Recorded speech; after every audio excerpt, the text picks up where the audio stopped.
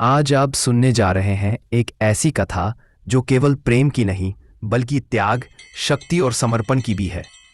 ये है भगवान शिव और सती की कथा और शक्ति पीठों की उत्पत्ति की दिव्य गाथा। प्रारंभ। प्रजापति दक्ष को इच्छा थी कि उनकी पुत्री ऐसी हो, सर्वशक्तिमान हो और संपूर्ण सृष्टि में पूजनीय। दक्ष ने कठोर तप किया और तप से प्रसन्न होकर भगवती आद्या शक्ति ने कहा, मैं स्वयं तुम्हारे घर में पुत्री रूप में जन्म लूंगी।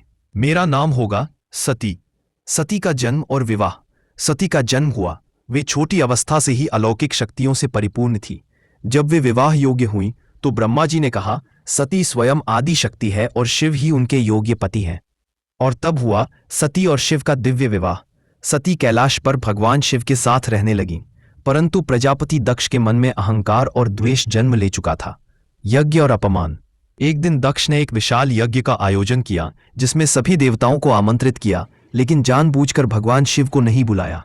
जब सती ने यह देखा तो शिव से कहा, प्रभु, मुझे अपने पिता के यज्ञ में जाना है। मैं अपनी बहनों से मिलना चाहती हूँ।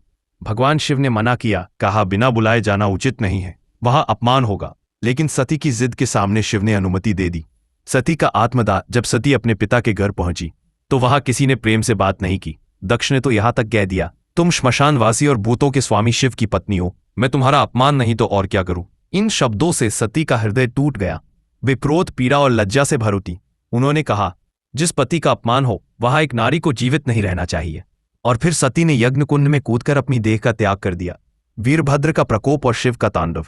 ये समाचार सुनकर शिव ने वीरभद्र को भेजा। वीरभद्र ने यज्ञ विध्वंस कर दिया और दक्ष का सिर काट डाला। स्वयं भगवान शिव वहां पहुंचे।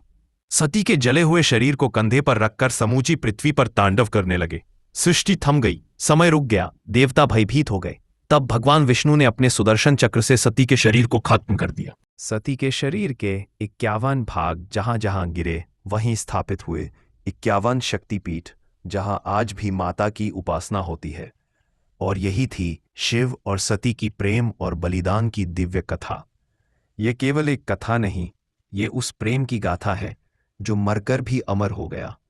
ये उस शक्ति की कहानी है जिसने पूरे ब्रह्मांड को हिला दिया।